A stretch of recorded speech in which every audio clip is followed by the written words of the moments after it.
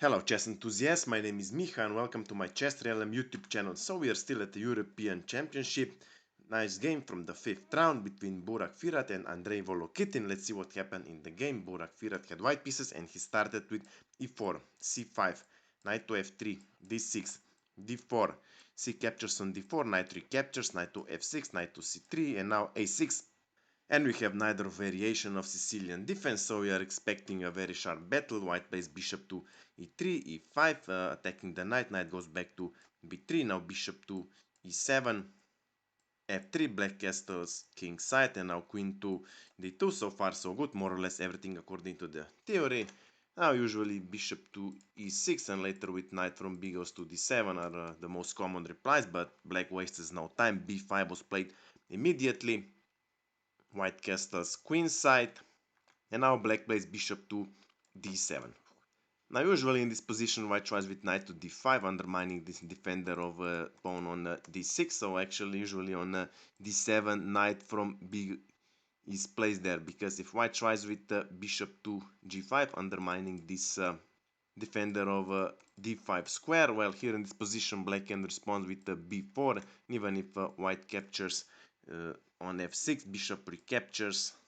After knight to d5 we have a bishop to g5, skewering this queen on d2. After f4 is forced, simply a pawn captures after knight recaptures, and black is totally fine here even with this isolated pawn on d6.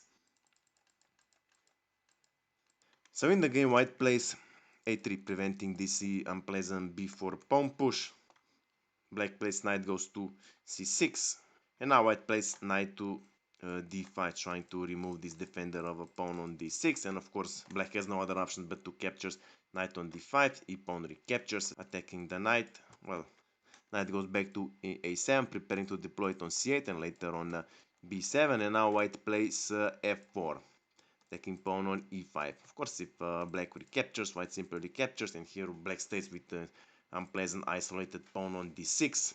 So black plays bishop to f6, further reinforcing pawn on e5. White plays queen goes to f2, double attack on knight on a7. So black removes the knight to c8, and now white plays f5, blocking this pawn on, bishop on d7. Black responds with rook goes to b8. Black has a simple plan, advancing with the pawns on the queen side. White on the other hand has a plan with advancing pawns on the king side. So like I said, we are expecting a very sharp battle.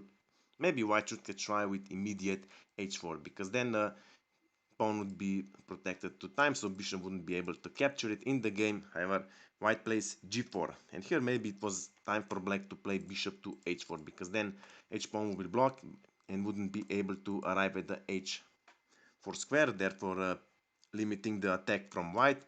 But in the game, black plays b4 immediately. Now white doesn't have time to trap the bishop on f6, because after h4, threatening with g5, black simply plays b-pawn captures on a3, b-pawn have to recapture, and after queen to c7, this pawn is pinned, and black threatens with capturing this knight on b3. If king goes to, let's say, b2, we always have unpleasant discover attacks on the king. So after, let's say, king to b1, then we would have bishop to a4, double attack on this knight, and after king to a2, of course, black can always try with e4 later with queen to c3, attacking this b2 square, so this would be very unpleasant for white.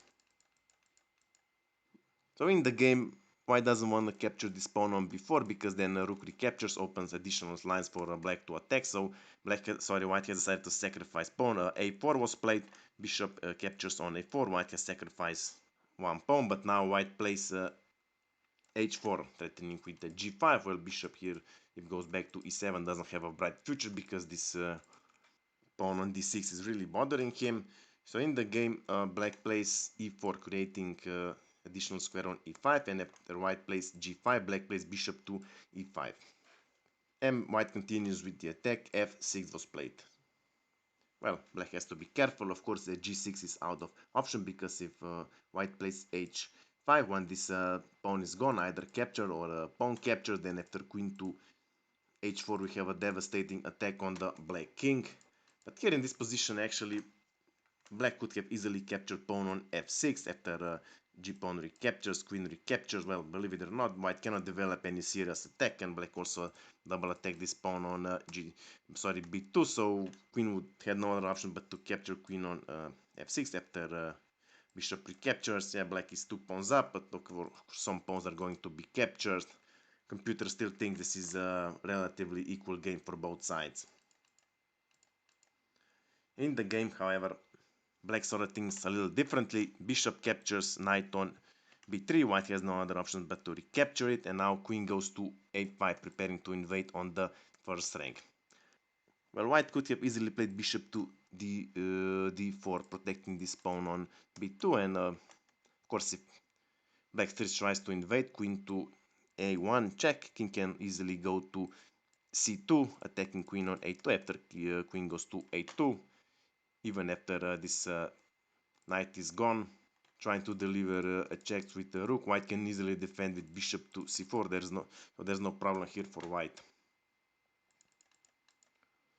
But in the game, white was probably afraid of invading, of black queen's invasion. Some king to b1 was played, preventing this queen to a2.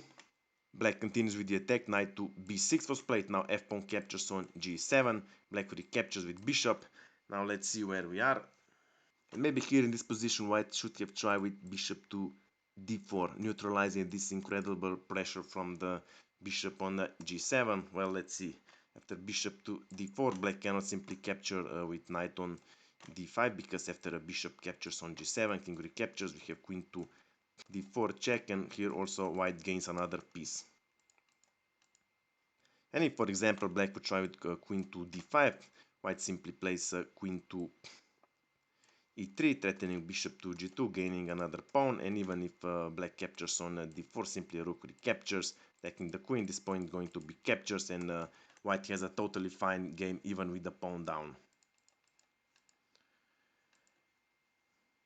But in the game, white plays h5, preparing this h6, attacking bishop, and also tempting black to grab another pawn. Well, let's see. Black captures pawn on d5. We have a very interesting exchange. Sacrifice, rook captures on d5, queen recaptures, and now bishop goes to f4, attacking the queen. After queen, let's say, goes to c6, then we have rook to d1. Of course, white is preparing this g6 because this pawn on f7 pins. Well, here black would have to challenge these pawns on the king side with rook to b5, maybe even preparing to sacrifice it back, because here it only takes one wrong move. Let's say after a5 we have g6, even if a pawn captures, h pawn recaptures. Now pawn is pinned, like I said, and here black would have to play d5 after bishop captures on d5. Now queen can recapture this unpleasant pawn on g6, but then we have rook to g1.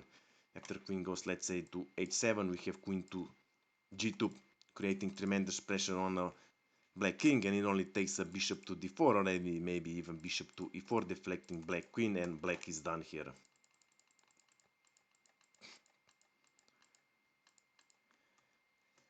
In the game, however, black doesn't capture this pawn on d5. Instead, black plays a very stunning move. Knight goes to a4, double attack on this pawn on g2. Of course, white can capture, but if b pawn captures on a4, then we have a queen recaptures on a4, targeting this rook on d1. If rook goes, let's say, to c1, we have b3, creating a very dangerous mating net here. And if, for example, white tries to connect the rook with, let's say, a bishop to g2, then again we have b3, threatening with rook goes to c8, preventing white king from escape, and later with a checkmate here on a2. So here white king will have to run immediately to c1, but then black would play queen to a5, preventing this escape here on d2. So here what we have to give up a rook, so let's have the rook to d4, creating additional escape square. Well, let's see. Then black simply plays rook goes to c8 check, after king to d1. Bishop captures on d4. After bishop recaptures, we have rook to c2, and now here white has to give up a queen because black threatens with queen to a1 with checkmate. So the bottom line is, in this position, white cannot capture knight on a5. Instead, white plays bishop to d4, finally challenging this bishop on g7, but it was too late. Now black plays another stunning move. Knight goes to c3 check, and also forking both king and rook. Well, let's see. White can of course grab this knight on two ways, or can run with king to c1 or c2. Well, let's see. If king goes to c1, that's the worst. After queen to a1 check, king goes to d2, the only option. Queen captures rook. After king to e3, the only option. Queen captures bishop on d4, and queen to f4 is the only option. Queen captures another queen. And from here on, we have mate in 4, but I'll leave this to you for find it. If, however, king goes to c2, then knight simply captures on d1. And if, for example, white recaptures this knight on d1, then we have rook goes to c8, threatening with queen to a5, pinning this bishop on d4. And if, for example, black tries to defend this pawn on d5, we have queen to a1. Once this king is gone, there goes our rook. And if, of course, white tries to defend the rook with bishop to g2, of course, queen captures on d5. This bishop is going to be captured. There's nothing white can do about it, and black is winning. Well, let's see what happens if bishop captures on c3, then simply b pawn recaptures, threatening with capturing another pawn on b2. Well, if b pawn captures on c3, we have rook to b3 check. If king goes to c2, queen to c3, immediate checkmate. If, however, king goes to c1, we have queen to c3 check. After king to c2, defending the only move, then we have rook to b1. Queen cannot capture because it's pinned. After king captures on b1, we have queen to a1 checkmate. So in the game, white has decided to capture a knight with a pawn, and after b pawn captures on c3, of course b pawn recaptures, threatening with this rook to b3.